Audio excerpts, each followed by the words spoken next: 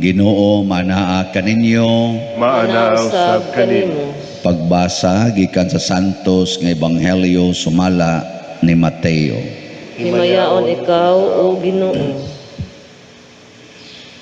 Unya gipasakay ni Jesus ang mga tinun-an sa sakayan ug gipauna niya ngadto sa tabok sa lanaw ug iyang gipalakaw ang mga tao.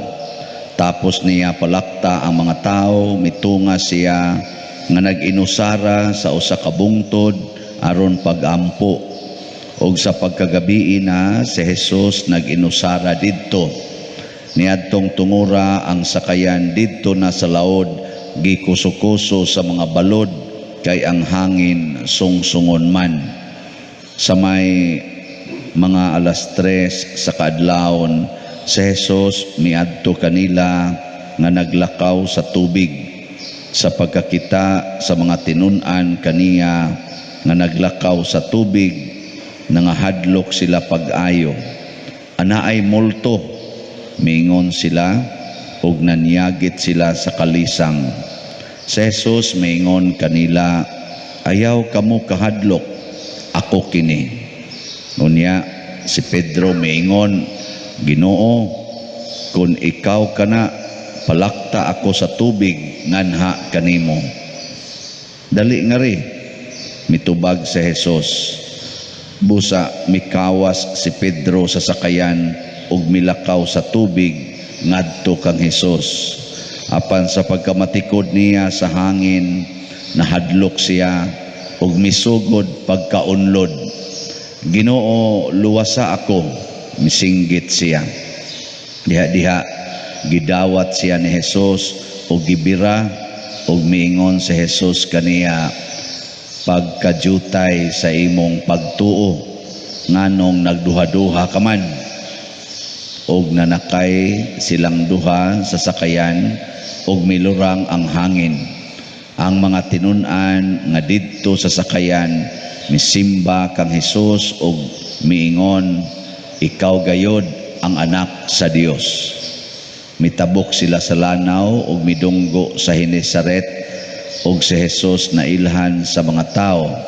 Busa gipakuha nila ang mga masakiton sa kasikbit nga kayutaan ug ilang gidala ngadto kang Jesus.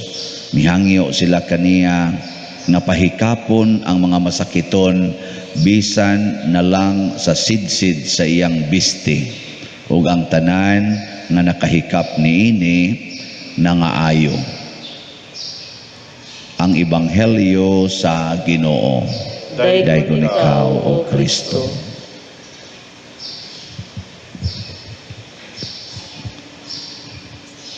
Si Jesus, mga igsuon, nakalakaw ibabaw sa tubig. Unya nakaayo og mga masakiton, nakapapahawag mga yawa, naka-multiply og pagkaon. Why imposible niya? Niya adtong panahona usa siya ka tao. Anang tao gid ba? Mutuo ba mo nga kita makahimo sad sa iyang nabuhat? Kay tao man to siya. Tao gid ba kanang pares nato ba? Nahimo siyang tao, pero ang iyang gibuhat makaingon sad ta usahay nga di man tingito siya tinuod nga tao, kay sunan kay ang pagkaon 5 kapan multiply pakanon pang 5,000 niya, sobraan pag 12 ka bukag niya, lakaw pa siya sa tubig, bisag 14 kusugas bawod, hangin pa, lakaw ra siya sa tubig ibabaw niya. Ang mga masakiton hikap lang sa sidsid sa iyang sinina, ayo dayon. Karon ini gumagmisab na amoy sakit, hikap mo ani akong sinina, naon na tog di ba mo samot. Niya ang kuan pagyud kanabang mga yawa papahawaon niya, kita lain man ta, mudaghan man ong yawa noon, nanata iguli ron niyo sa inyong balay, ambot mawa ba kang yawa, mawang yawa o mudaghan? Ha? Ambot lang ninyo. Muna, nganong nakahimo man si Jesus na ini? Ang unang rason, lig-on kay iyang pagtuo sa amahan. Wa gid siya pagduha-duha. Si Pedro lig-on ba sang iyang pagtuo gani gideklarar man ni Jesus, ikaw Pedro, bato ka, nianhin ako tukuro ng akong simbahan. Kay lig-on lagi. Pero si Pedro pag-ingon niya, palakta sa kustubig nga nimo, ingon si Jesus, ngari, lakaw. Nakalakaw man gid siya. Pero pag sud nas kahadlok sa hangin, kahadlok sa balod, kahadlok nga maunlod ug mamatay, naunlod na gid hinoon. Porti na ginoong pagkaunlora. Kana bitang atong gikahadlokan, maunay mulamoy nato. Kanang imong gikahadlokan, maunay mahitabo nimo. Maunay timan-i. Hadlok ang maimpierno na ginoong ka. Hadlok ang masakit na ginoon ka. Hadlok ang masakitan na ginoon ka. Basta kanang imong ikahadlokan mo na mahitabo nimo. Tanawa sa unang pagbasa, si Aaron o si Miriam naglagot ni Moises. Kay mura man sila mawa nas passing. Murabag ang ilang ikahadlokan ba nga, wa naman tay kwenta ani. Ana, tagoy gakuyog nganong si Moises naman lang ginay magsigig sulti, nganong siya naman lang ginay paminawon, siya na lang gyud maghimog desisyon, siya na lang gyud paminawon sa Ginoo, siya na lang gyud mouthpiece sa Ginoo. Murabag nahadlok sila ba nga mawa ang taspassing ani. Pag kahadlok adto nila, nasanlahon na gid hinoon si Miriam.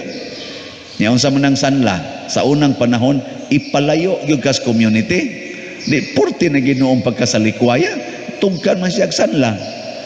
Mo na ikaw mahadlok ka nga dili tagdon, di ba naman taan ang kinaiyahan no? Ano ba mga kiispi ba? Nya og dili gani ka matagad, dayong kag kusmod, musamot ta ginoong di nakatagdon. May pagmuuna na lang kag tagad. Napay mo tagad nimo tingaling duha ka buok. At least wa kag i-reject sa duha, reject ka sa tanan. Nya ni una kag tagad sa tanan, di basig na duha usa nga mutagad nimo, di okay lang kay na. Kaysa mo kusmo di mong naong ang tanan nino kusmo na siya. Ambot lang unsa na siya dia. Di na ginong katagdor, agi-agian na ginong kanya. Magsige na kay gingon, wa na lang gimo kibaw nako, ako'y bangka ninyo aning pagkaon din niya. Ako pay dako kay natampo niya, ako pay di nyo tagdon. Kana niyo yung tagdon unya mga kuan-kuan. Abi kay ingon ani raman ang kong naong. Ana ba? Nahabit totoy akong gimisahan nga reunion ba 30 years nga reunion sa kanabang batch sa high school ba, ibaw biya kaning high school nga anha diha mang uyab-uyab nya anha diha magkanaganing anha diha ang kanang mga away-away ana nya 30 years after nagkuan sila nag-reunion ang katong yung mga sikat-sikat sa ilang batch ubay-ubay gito sila 100 kapin man tingito sila nga nag-reunion. Nindot kayo diya sa usa ka dako nga hotel kay daghan na mga abroad nila. So kay suod-suod man sa tunako sila nga batch pag human sa reunion na nag-away. Na faction na ron sila. Faction na nag-away na. So karon tagurhan na ilang reunion kada tuig. Na ay reunion A, na sa reunion B. Na kung anong na nag-away man to. Ang duha di ay ka mga banggiitan na karon dato na sad nga katong influential nagkasilusay kay ang iyang ex sa una nga karon divorce na nag-ana man sila. Ana. Tadito nagsugod ang tanang paghitabo nga yawanon. Na reunion na reunion na hinoon. Nga naman, wa man goy Ginoo. Way pagtuos Ginoo. Kini manggong pagtuos Ginoo, faith is power. Ang faith, di gina pwede isagol sa fear. Ang pagtuo, dili pwedeng parisag kahadlok. Muna ka ng tuo-tuo. Kanang tuo-tuo ba? Nainitext na ko karon nilad ba ning sukob pa der? Tinuod ba ning sukob? Kanang suko ba nga maminyo ang imong igsuon niya anang tuiga niya maminyo sa ka sukob man kuno na ngilad kuno na Na kung sa malay niyong buhaton, sa magpuyo-puyo lang usa mi pader, kay sunod tuig pa may magminyo. Kay minyo man ako igsuon, maminyo man ako igsuon karon taming tuiga. Nga magminyo man siya, so magtipon lang sa mi sunod na lamin tuig. Nako kana mo'y mas gilad nga magtipon mo, mas may pag magkasal mo karon tuiga, kay di na ngilad, kay kinasal man gyud mo. Pero kung magtipon mo, dili na sukob, sakob na niya. Awasan mo kadji. Nakongilad na. O na siya. Ang pagtuo. Kaning pagtuo, mauni ang makawagtang sa atong kahadlok. Nya unsa man ang tinuod nga pagtuo? Nga motuo ta nga ang Ginoo makabuhat bisan unsa. Makabuhat siya bisan unsa. Og ang Ginoo nagmonitor nato. Kana bang nagmonitor gid siya nato ba? Tuo man na dili. Tuo mo? Anong hinayan kay mong tingog? Kana bang nagmonitor gid siya nato? Detalyado kayo ang iyang pagmonitor. Ay nagpatambag nako, pader, kaning akong anak mamusupak naman ginako, pader.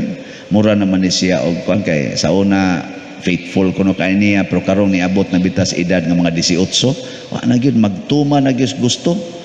Nya nakuyawan siya maigo niya sa mga barkada, maadto na niya aning ni ang mga kaning mga bisyo ba. Nya di naman jud kuno makuan, din ama jud kuno mo tuo niya. Musinghag naman kuno siya nga ano man ni siya pader, din agani musimba. Nga sa una nisod ni pagkasakristan, karon pader di na gyud musimba. Mingon, sa di ko ma, ako na lang gyud simba gud. Nya di ra ba jud kuno musimba? Ana, o kamoy inahan ana or amahan, unsa inyong bation, kulbaan mo dili?